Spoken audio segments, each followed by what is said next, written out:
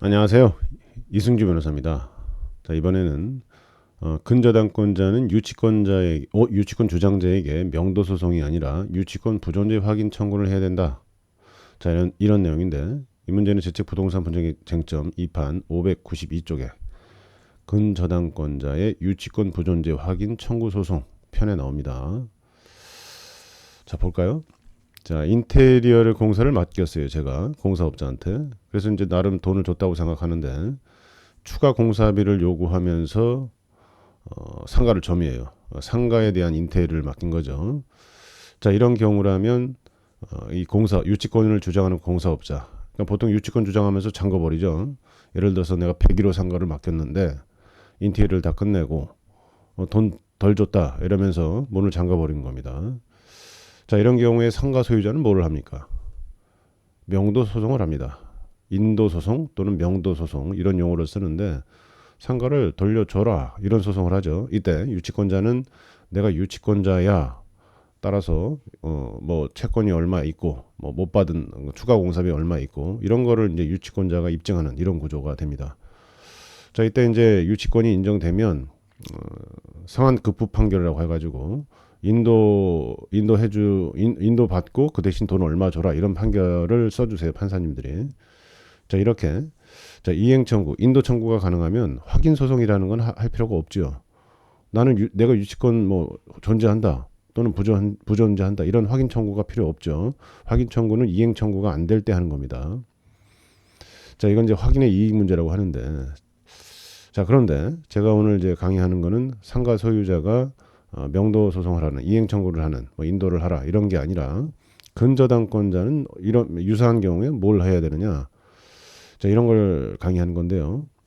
예를 들어서 상가 소유자에게 은행에서 대출을 해주고 돈을 빌려주고 근저당권을 설정 받았는데 안 갚아요.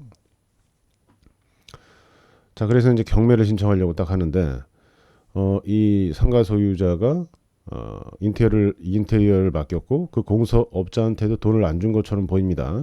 유치권자가 있는 것 같아요. 자, 이런 경우에 보니까 그 유치권이 또 가짜 같고 그러면 근저당권자 입장에서는 뭘 해야 되느냐? 근저당권자가 명도 청구를 할 수는 없습니다. 왜 그러냐면 우리가 이제 대출을 해주고 대출을 받고 그 다음에 그 근저당권을 설정해 주는 경우에 소유자가 대출을 받은 소유자가 점유까지 넘겨주진 않죠. 자, 이거를 교환 가치만 담보한다고 합니다. 돈을 안 갚으면 경매에 붙일 권한만 준다는 거죠. 자, 그런 문제로 인해서 근저당권자가 가짜 유치권 주장자가 있다고 해서 명도 청구를 하는 건 아니라 교환 가치만 담보권이 있기 때문에 유치권 부존재 확인 소송을 할 수 있다라는 게 이제 오늘 강의 내용입니다. 따라서 근저당권자는 뭐 돈을 빌려주고 점유를 이전받는 것도 아니죠. 교환 가치만을 담보한다 이런 용어를 씁니다. 따라서 유치권 부존재 확인 청구로 해결한다. 이게 유치권 부존재 확인 청구도 확인의 이익이라는 게 있어야 된다고 그랬죠. 왜 이제 이게 가능한지 근저당권자에게 유치권 주장자가 있으면은 낙찰가가 이게 뚝뚝 떨어지면서 근저당고의 피담보 채권, 근저당권자의 피담보 채권이라고 하는데 대출 채권이 전부 회수되지 않을 수도 있죠. 값이 떨어지니까 유치권 주장하는 사람이 있으면 잘 안 산단 말이에요. 해당 상가를 경매에 나와도. 자, 이런 문제 때문에 근저당권자의 유치권 부존재 확인 청구 소송 실익이 있다. 자, 이렇게 봅니다. 그래서 그런 재판을 받아준다는 거죠. 법원에서.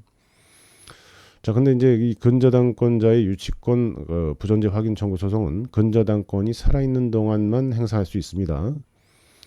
특히 이제 대출을 갚지 않아서 경매 신청할 때쯤에 유치권 신고자가 있는 경우에 실익이 있습니다.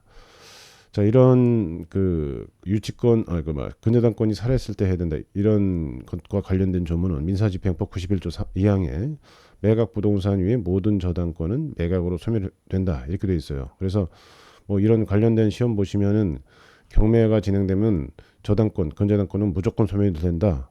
이게 맞는 말입니다. 어쨌든 근저당권 또는 저당권이 존재하지 않는 경우에는 유치권 부존재 확인 청구 소송을 할 수 없어요.